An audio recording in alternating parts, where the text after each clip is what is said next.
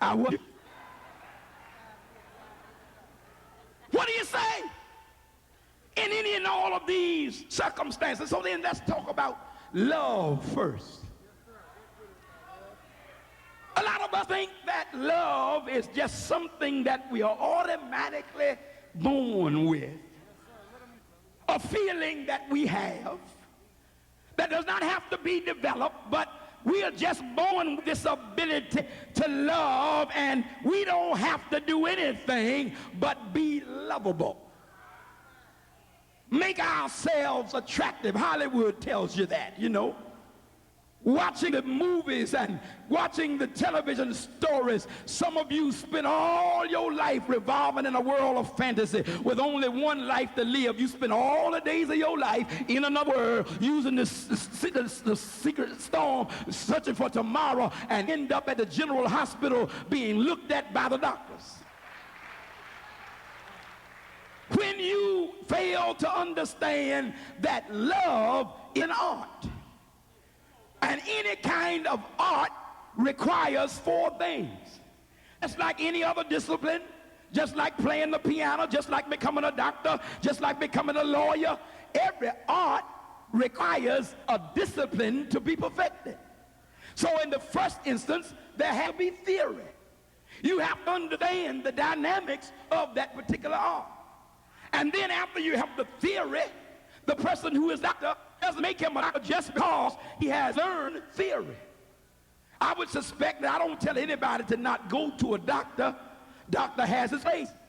But don't think that the doctor has all the answers, because if he did, when you go to the doctor, he would ask you, when he asks you what's wrong with you, what he's trying to do is put together the theory that he learned. He's learned the anatomy of the body, and he's learned certain symptoms that may be related to certain malfunctions of the body. So when you come to him, he says, okay, in med school, in theory, I learned that this could be A, B, and C, and he can say it to you, but he gives you a prescription for A. And then if A doesn't work, he said in his mind, it wasn't that one, so it could be B. So when you go back, he gives you a prescription for B. And if that doesn't work, because he's learned it might be C, we go back the third time, he gives you a prescription for C. And if he's worth his salt, the fourth time, he'll tell you, I've run out of options. I don't know what's wrong with you. He must have theory. And then secondly, there must be practicum. There must be that sense when you go into the courtroom as a practicing attorney and go through an internship with some law firm, or as a doctor you go to a hospital and do some of internship where you then apply the theory that you've learned in the classroom to a practical experience. And then number three, there must be a lifetime devotion. In other words, because you finished med school in 1950, if you don't keep reading the medical journals and keep up with the latest advancements in medicine, you will behind. I don't think you want a doctor operating on you that finished med school in 1929 but has not kept up with the latest advances and technology in the field. There must be complete lifetime devotion. Where fourthly, one then continues and consistently practices to get better. So what I'm saying to you is that love in the first instance is art. It's not something that you are just born with. It's an attitude. It's an active power. That's why when Paul in the 13th chapter of Corinthians, when he tries to define love, love is such an exhaustive, monumental something that words are just not enough to define it in terms of giving it a definition. So Paul simply says the things that love does. He couldn't define it, but he could describe the way it acts.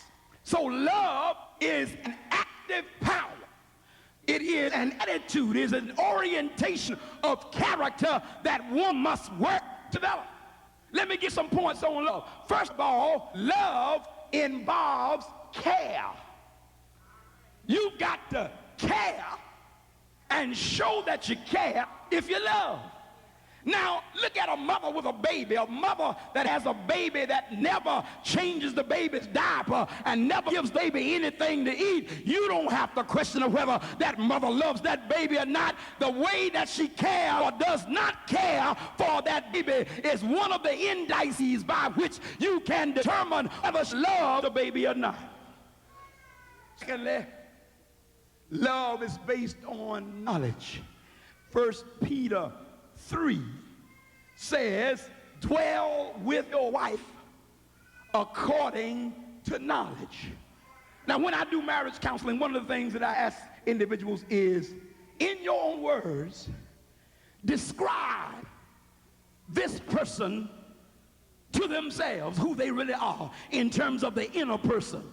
Not in terms of what they present on the surface, but the real person on the inside. What makes their alarm clock go off? What's important to them? What's not important to them? What makes them angry? What makes them happy? What do you know about the inner person? You see, that's what happens in a lot of marriages. I've done some postmarital counseling, and people will come in and say, you know, Pastor, this is an entirely different person from the person I married. That is the exact same person that you married. But in this world, a lot of us fear the people that we love, letting them know our real selves in an effort to get that person or be with that person. We're afraid to say we really think or we really feel because they may not like me. They may not want to be with me anymore. They may think I'm childish or soulless. But after they sign that paper,